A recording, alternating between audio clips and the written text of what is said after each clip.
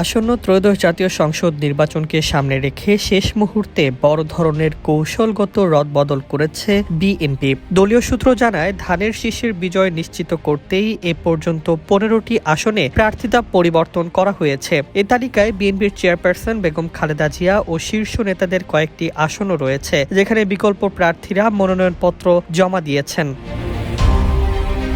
বিএনপির ভারপ্রাপ্ত চেয়ারম্যান তারেক রহমান এবার বগুড়া 6 আসনের পাশাপাশি ঢাকা 17 আসন থেকেও প্রতিদ্বন্দ্বিতা করবেন। ঢাকা 17 আসনে তার পক্ষে মনোনয়নপত্র জমা দিয়েছেন চেয়ারপারসনের উপদেষ্টা পরিষদের সদস্য আব্দুস সালাম, যিনি ওই আসনের প্রধান সমন্বয়কের দায়িত্বও পেয়েছেন।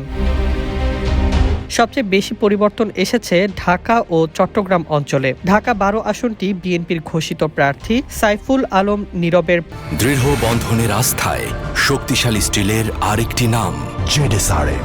পরিবর্তে যুগপক আন্দোলনের মিত্র বিপ্লবী ওয়ার্কার্স পার্টির সাধারণ সম্পাদক সাইফুল হকের জন্য ছেড়ে দেওয়া হয়েছে। তিনি কোদাল প্রতীকে নির্বাচন করবেন। নারায়ণগঞ্জ 5 আসনে ব্যবসায়ী মোহাম্মদ মাসুদুজ্জামানের অনাগ্রহের পর সেখানে বিএনপির সাবেক মহানগর সভাপতি আবুল কালামকে প্রার্থী করা হয়েছে। চট্টগ্রামে একাধিক আসনে বড় রদবদল এসেছে। রাউজানের চট্টগ্রাম 6 আসনে গিয়াসউদ্দিন কাদের চৌধুরীর বদলে গোলাম আকবর খন্দকার মনোনয়ন পেয়েছেন। চট্টগ্রাম 14 আসনে এলডিপির সঙ্গে সমঝোতা ভেঙে যাওয়ায় বিএনপি সাবেক উপজেলা চেয়ারম্যান জসিম উদ্দিনকে প্রার্থী করা হয়েছে। চট্টগ্রাম 4 আসনে কাজী সালাহ উদ্দিনের পরিবর্তে আসলাম চৌধুরী, চট্টগ্রাম 10 আসনে আমির খসরু মাহমুদ চৌধুরী এবং চট্টগ্রাম 11 আসনে সাইদ আল নোমান মনোনয়ন পেয়েছেন।